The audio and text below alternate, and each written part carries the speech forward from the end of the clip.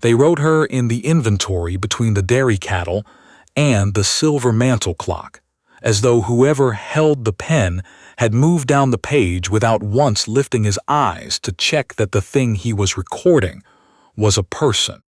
She had read it over Stover's shoulder while pretending to attend to the fire irons. She was good at pretending by then. 3 months of it had made her practiced. One bonded domestic, female, known as Nan, indentured against household debts, value, nil, remains with property upon transfer. Value, nil. She stood in the corner of the great hall of Alcott House with her hands clasped beneath her apron and held her face in the expression she had spent weeks perfecting. The particular blankness of a woman who has learned, by necessity, not to be noticed. Then she thought, at least the cattle had rated a price. The solicitor's name was Stover, and he had come from London 3 days ago, at her uncle's invitation to conduct a full appraisal of the estate before the creditors arrived. Selwyn Alcott had borrowed extensively against Alcott House over the past 6 months, since the moment he had produced his will, the will that named him sole heir, and moved into the house where Briony had been born and raised and taught to read and expected, until quite recently, to spend the rest of her life. She had not confronted him. She had known better than that. A young woman with no copy of her father's will and no solicitor of her own and no money for lawyers was not a young woman who could confront anyone and expect to win. She had thought instead, and she had planned, and she had done the only thing she could think of that gave her any advantage at all. She had come back. Not as Briony Alcott, Richard Alcott's daughter, whose existence Selwyn had been making legally inconvenient through every mechanism available to a man with money and a cooperative notary. As Nan, a maid-of-all-work, hired through an agency in Leeds. With 2 solid references, she had spent her last savings obtaining from a woman who made a quiet business of producing them. No one had recognized her. She had not expected them to. Servants were furniture, and furniture was beneath the close attention of men like Selwyn Alcott. She had banked her entire plan on that fact, and it had held. What she had not been able to find, in 3 months of methodical searching, was the will. She knew it existed. Her father had told her, the week before he died, that he had made a new one that properly named her as his heir, superseding the document from a decade earlier that left everything to his brother in the event of dying without direct heirs.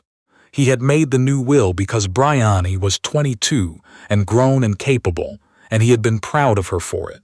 He had said so. He died 4 days after that conversation. An apoplexy, the doctor had called it. Sudden, unsurprising in a man of his age. No one had questioned it, because questioning such things required resources Briony did not have, and Selwyn had moved so swiftly. The old will produced within a fortnight, a new solicitor retained, the house entered and occupied. That questioning anything at all had begun to feel like shouting into wind. She had become Nan. She had searched. She had found nothing until she had found Mrs. Gale. Ruth Gale had been cook at Alcott House for 40 years, since before Briony's father was married, since before Briony herself had arrived in the world and been placed, red and complaining, into a kitchen that smelled of wood smoke and bread. She had recognized Briony on her 3rd day in the house. By the way she dried her hands after scrubbing pots, the old woman said later.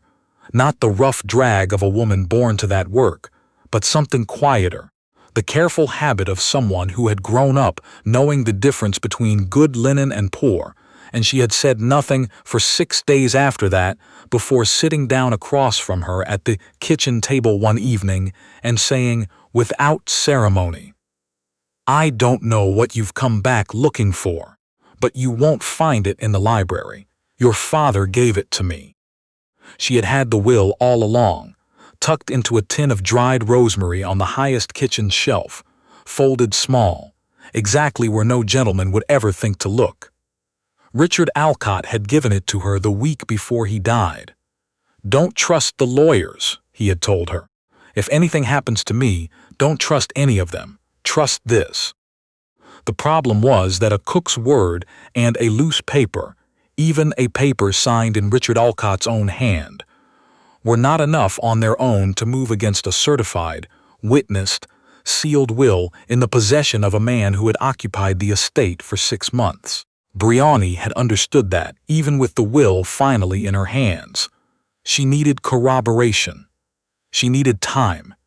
She needed someone with enough authority to ask the right questions before Selwyn could bury the answers.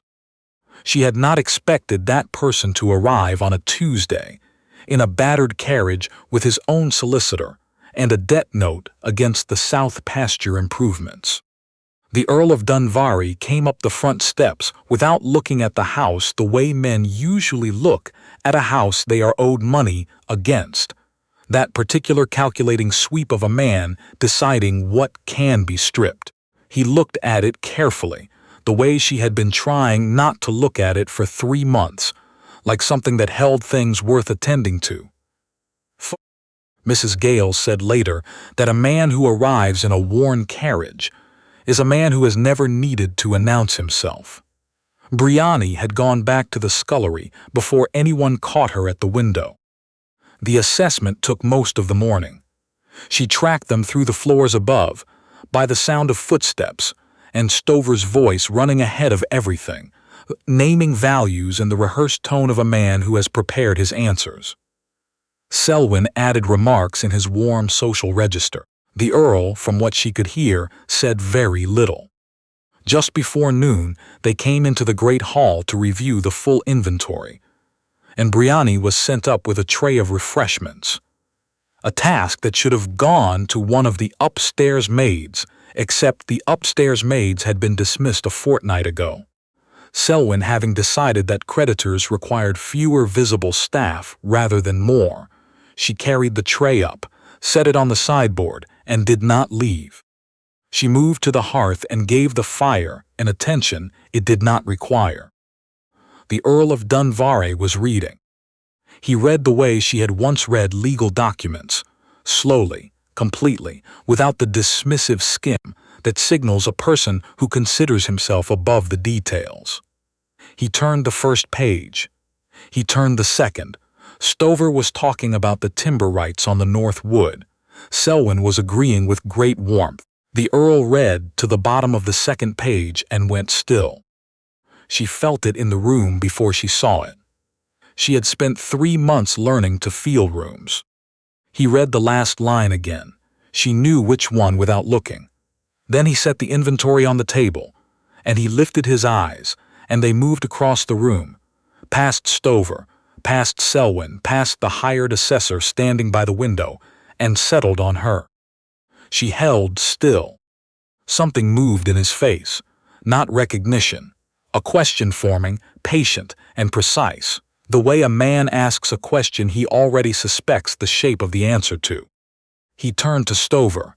"This last entry," he said. His voice was quiet and even, the kind that carries without raising itself. "Walk me through it." Stover blinked. The domestic, indentured against household debts, as noted. Standard provision, in the circumstances. It is not a standard provision. It is not an enforceable provision. A pause that had a particular quality to it, the quality of patience being very deliberately employed. "I'd like to speak with her, privately." The room did the thing that rooms do when a man with sufficient authority says something no one had anticipated. Everyone stopped and looked at Selwyn, and Selwyn looked at the Earl with his pleasant expression intact, except for the slight-held quality around his eyes that Briony had learned, over 3 months, to watch for. "She's kitchen staff," Selwyn said. "I can't imagine what." "Then it will take very little time." It was not, in the end, a request. They sent everyone else out. Briony stood on one side of the long table, and the Earl of Dunvar stood on the other. And the fire settled quietly in the grate, and the house that was hers, and had been taken from her, held still around them both. He did not approach her with power. That was the first thing she noticed. He looked at her the way she imagined a fair-minded doctor might look at someone who had come in saying nothing was wrong, with patience, and with the quiet intent of a person who knows something is being concealed and is prepared to wait for it. "How long have you been in this house?" he asked. 3 months, my lord." "Can you read?" The pause was half a second, a little. He studied her. He looked at her hands, briefly. The particular way she held them folded beneath the apron, the habit of someone who had grown up knowing what to do with her hands in a room full of people. He looked at the way she was standing. Something in his expression settled, like a thing confirmed. "I'm going to ask you something," he said, "and I want you to understand that whatever you tell me, it will not leave this room without your consent." She said nothing. "Your name," he said, "not the name in the inventory, your true one." She had told herself she would not say it in this house, that saying it would confirm every accusation Selwyn had prepared against her, would hand him exactly the proof he needed that she was precisely the threat he had spent 6 months maneuvering against. She looked at the Earl of Dunvarre, who had read one line in an inventory and read it a second time, rather than moving past it. "Briony Alcott," she said, "Richard Alcott's daughter, this is my house." He was very quiet. She watched his face for the expression she had learned to dread. Doubt, then dismissal, then the careful withdrawal of a man deciding that what he has heard would complicate his afternoon. None of them came. "Sit down," he said. "Tell me everything." She sat, because her legs were no longer entirely reliable, and because the small ordinary courtesy of being asked to sit, something no one in that house had done in 3 months, undid something in her that she had not known was wound so tightly. She told him everything, the new will her father had mentioned, the old one Selwyn had produced, the 6 months of legal work that had left her with nothing but the clothes on her back, and a reference from a woman in Leeds, coming back as Nan, Mrs. Gale, and the rosemary tin, and the document that had been sitting in the kitchen all along. When she finished, he said, "The solicitor who prepared the new will, do you have a name?" "A man named Farron. He worked out of York. He died in December." His records would still exist. Selwyn controls access to the county records office. "I don't," the Earl said simply. He picked up the inventory. He held it for a moment, reading that last entry once more. Then he called for a pen. Aldwych came in with one, wearing the expression of a careful man who recognizes when something consequential is happening that he hasn't been told about. The Earl dipped the pen, drew a single clean line through the last entry on the page, and wrote 2 sentences beneath it in a hand that was unhurried and clear. "I decline to acknowledge any person as property of this or any estate. The individual listed above is placed under my protection as a free subject. Her standing and any claims she may hold are matters for a court of law, not a ledger." He signed it. He dated it. He handed the pen back without comment, folded the inventory, and placed it inside his coat. Selwyn opened the door 40 seconds later, smiling, with Stover at his elbow and a bright social question already forming, and found the Earl watching him with an expression of such complete patience that Selwyn's smile continued by its own momentum for several seconds before his face understood it should do something else. What followed was not quick and not clean, and there were days in the middle of it when Briony was quite certain she had misjudged everything. Selwyn moved within hours. An affidavit was sworn, a barrister engaged in London, a formal complaint filed with the county court naming Briony Alcott an impostor, a trespasser, and a fraud. He produced the certified will again with all its supporting documentation. Witnesses, notary seal, every piece of it exactly in order, which had always been the most frightening thing about it. He found her in the corridor outside the kitchen the following morning and told her calmly that a note scrawled by a creditor, in a moment of misplaced flight sentiment, would not protect her from anything. She did not answer. She had learned in 3 months in his house that answering Selwyn Alcott was rarely worth the breath it cost.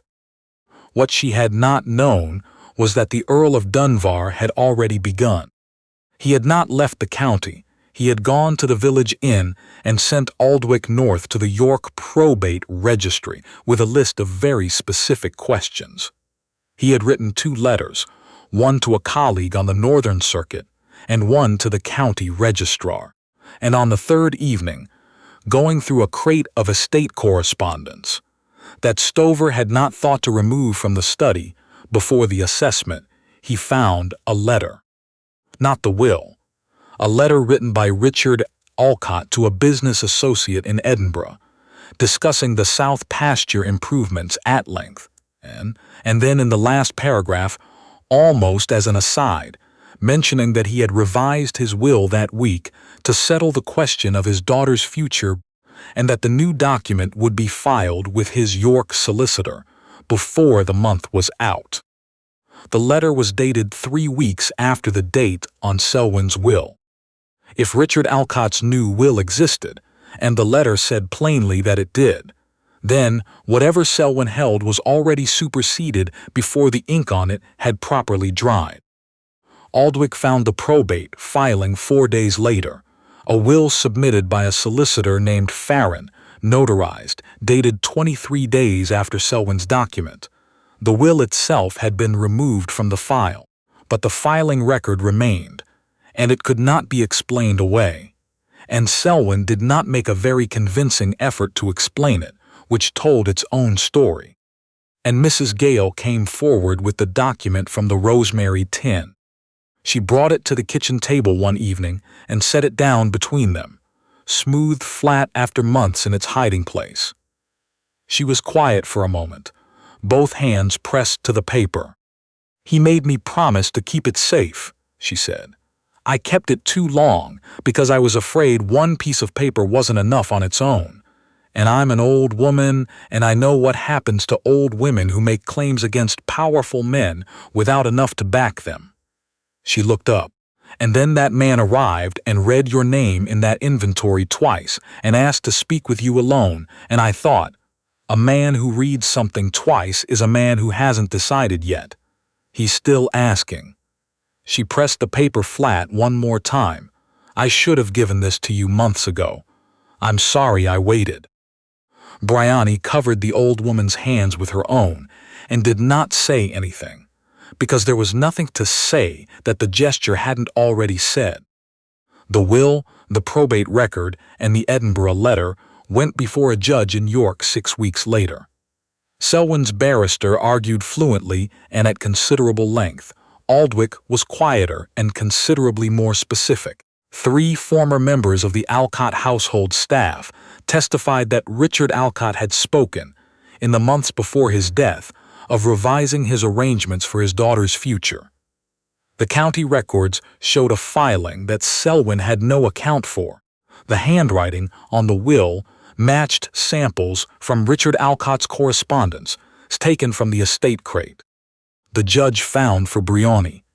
The decision came in writing on a gray October morning, and she was standing in the kitchen when Aldwych brought the papers, and she sat down very suddenly on the bench by the table, and Mrs. Gale put a hand on her shoulder, and neither of them spoke for a little while.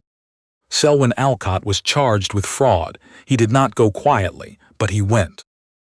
The Earl of Dunbar came to call the following week, which was a formal way to manage something that was not quite a formal thing, and Briony was grateful for the formality, because it gave her somewhere to put her hands while her life rearranged itself. He sat in the drawing room and asked how she was managing, and she said she was managing by keeping very busy, and he said that sounded sensible, and they were quiet for a moment in the particular way of 2 people who have shared something that does not translate easily into the ordinary language of polite afternoon visits. He told her that first visit what it had looked like from where he had stood. "I knew the entry was wrong before I understood why," he said. "Any solicitor could have told me it was unenforceable. That wasn't the thing. The thing was the way it had been written. At the bottom, in a different hand, squeezed in as though someone had remembered it last and wanted it to look unremarkable. An estate inventory arranged to make you look past something is an estate inventory arranged by someone afraid of what you'll see if you don't." He paused. "I've been in houses where the accounts don't add up. I know what concealment smells like. What I did not expect," he said, "was to look up from the page and find someone who looked straight back." She had not known, until then, that he had noticed that. He came back the following week and the week after. Eventually returning became something he did without requiring a reason, and she found she did not require one either. They did not marry in the first year. There was the estate to put right, the legal aftermath of Selwyn's case, and the quieter work of Briony learning to occupy her own name again without hesitating over it. She had been Nan long enough that Briony felt unfamiliar on her tongue, and she needed time to wear it comfortably before she was ready to attach it permanently to someone else's. Leith gave her the time. She never had to ask him to. They married in the autumn of the second year in the small stone church 2 miles from Alcott House, and it was a quiet wedding which suited them both, since neither of them had ever seen the point of doing for show what could be done simply instead. Mrs. Gale made the cake and wept openly the entire morning, and denied it to anyone who asked. Briony had the inventory framed. Leith had offered to burn it, and she had said no. For the same reason she thought important and unpleasant things ought to be kept. Because the truth of what had happened lived in that page, and a person who could not look at the worst thing ever written about them had not yet finished making peace with it. It hung in the study. Visitors who came to Alcott House stopped before it sometimes, reading the last entry, one bonded domestic female known as Nan, value, nil, remains with property upon transfer, and their faces did the thing that faces do when they encounter evidence of something small and deliberate and cold. Then they read the 2 sentences beneath it, in a different and steadier hand, and they went quiet in the particular way of people who have just understood that the same page held both the offense and the refusal of it. She kept the pen. He had meant to keep it himself, and she had taken it quietly from the desk, the way she had once taken, and hidden the only things that belonged to her, and he had understood without being told. It sat on the writing desk in the study beside the framed inventory. An ordinary pen that had done, at the right moment in the right room, an extraordinary thing. She picked it up sometimes, on still mornings, when the light came low through the study window and the house sat easy and familiar around her. She thought about the difference between a name written at the bottom of a list and a name asked for by someone who genuinely wanted to know it. He had wanted to know it. That was the thing she returned to when she thought about that afternoon in the great hall with the fire that needed no tending and the tray forgotten on the sideboard. He had read one line in an inventory, one line at the very bottom of the second page, written in a cramped hand as though someone had hoped it would be overlooked. And he had read it again, and something in him had declined to move on until he understood what it was. She had been in that house for 3 months. No one had asked her name. He had asked it within the hour. She set the pen down and went to find her husband, and the autumn light lay long and unhurried over the south pastures, the ones her father had borrowed against to improve, the ones that had sent the right debt to the right man and brought him eventually to her door. The house that was hers held still and warm around her as she walked through it, and her name fit easily now, as names do when they have finally been given back to the person they belong to.